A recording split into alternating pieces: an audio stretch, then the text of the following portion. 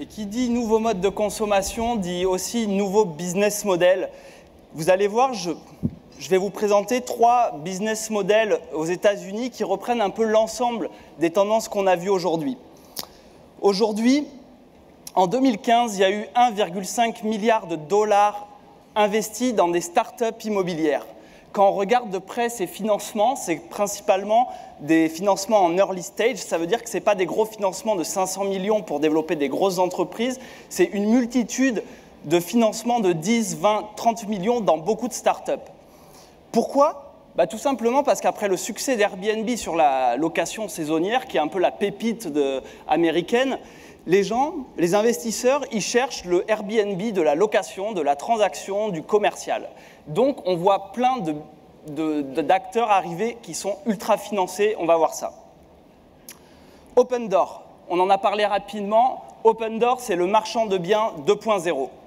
Le principe est très simple, c'est que vous allez sur Internet, vous remplissez les informations sur votre propriété en ligne et en 24 heures, Open Door vous fait une offre d'achat sur votre maison. En 24 heures, une offre d'achat sans visiter la maison. Si vous acceptez l'offre d'achat, ils envoient un inspecteur et si l'inspecteur valide les propos du formulaire, ils achètent cash la maison. Alors certes, ils s'adressent à des gens qui sont dans le besoin urgent de vendre, c'est ça qu'ils cherchent, parce qu'en fait, tout le principe est qu'on choisit la date de son déménagement. Je veux déménager dans 1 semaine, dans 2 semaines, dans 1 mois. Donc, ils s'adressent aux prospects les plus chauds, là, qui ont l'envie de vendre. On a même le besoin. Ouais, qui ont le besoin indispensable de vendre. Open Door, ça a 2 ans. Juillet 2014, ils lèvent 10 millions de dollars. Ils vont tester l'idée sur un concept avec 10 millions de dollars sur une ville, la ville de Phoenix. Ils achètent une maison par jour à Phoenix.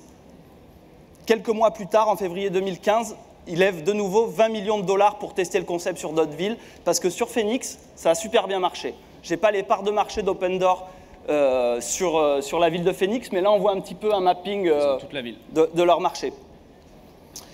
Moins de 2 ans, une maison par jour.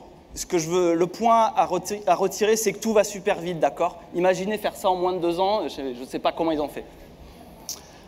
Un autre acteur intéressant qui travaille un business model vraiment intéressant, c'est Open Listing. Open Listing, vous ne l'aurez pas derrière tout ça, c'est des agents immobiliers, c'est des agences immobilières. Mais ils proposent une chose très simple, c'est que achetez avec nous et on va vous rembourser 50% de la commission.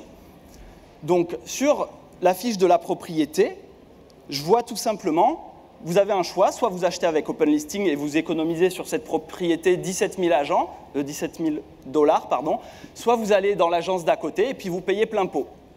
Qu'est-ce qu'ils font Open Listing ? En fait, ils ont développé des outils qui permettent à l'acheteur d'être complètement autonome sur la phase de recherche. C'était eux qui faisaient les listings tout à l'heure, mes 24 listings de recherche. Donc, ils laissent autonome l'acheteur là-dessus. Au moment de créer l'offre, on crée l'offre sur le site Internet. C'est à ce moment-là qu'un agent immobilier intervient pour faire la partie la plus compliquée de votre métier. C'est le closing, pour préparer l'offre d'achat, vérifier que tout est en ordre au niveau légal, que le prix correspond au marché. Et là, l'agent reprend un rôle prépondérant dans la relation pour finaliser le deal. D'accord ? Toute la valeur ajoutée de l'agent est mise là. Et par contre, sur tout le process, il y a une hotline où des professionnels répondent en moins de 24 heures sur 24, 7 jours sur 7. Derrière, le business model est très simple, c'est qu'en fait, c'est pas qu'ils ne prennent pas de commission, ils vous remboursent les 50% côté acheteur, mais ils gardent un forfait de 5 000 dollars pour chaque transaction. Mais vu qu'ils sont sur des marchés hyper concurrentiels, où les commissions sont à 20, 25 000, 30 000 dollars, ça leur permet de faire toute la différence sur le marché. Un autre business model intéressant et qui a levé près de 167 millions de dollars depuis 2010, c'est Redfin. Redfin, c'est un réseau d'agences immobilières, qui a mis la technologie au cœur du service et qui propose un business model assez hallucinant. La commission est à 1,5%. D'accord ? Et les agents ne sont pas payés à la commission. L'ensemble des agents Redfin sont payés à la notation. Quand ils ont un 5, ils ont une prime de 1 000 dollars. D'accord ? C'est aussi simple que ça. Donc, si le client n'est pas content, l'agent n'est pas payé. Et si le client est content, les primes augmentent. D'accord ? Et ça vaut pour les clients qu'on a closés, mais aussi pour tous les clients qu'on a traités dans le processus. Les primes sont un peu moins importantes s'il n'a pas acheté, mais tout de même. Du coup, tout le business model est basé sur la satisfaction client et la recherche de l'agent le plus adapté à mon besoin et avec les meilleures notes. Alors là, je vous ai mis une fiche d'un agent. Si on regarde un petit peu, vous allez me dire « mais c'est du pipeau, il n'a que des bonnes notes, cet agent immobilier ».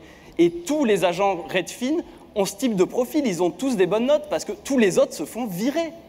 Tous ceux qui ont 3 ou 2, ils ne les gardent pas parce que les agents Redfin sont des salariés avec un salaire fixe et toute la force de leur outil, c'est qu'il y a de fortes primes sur la satisfaction du client. Est-ce que vous savez... Je viens de donner la réponse. Dommage. Dommage.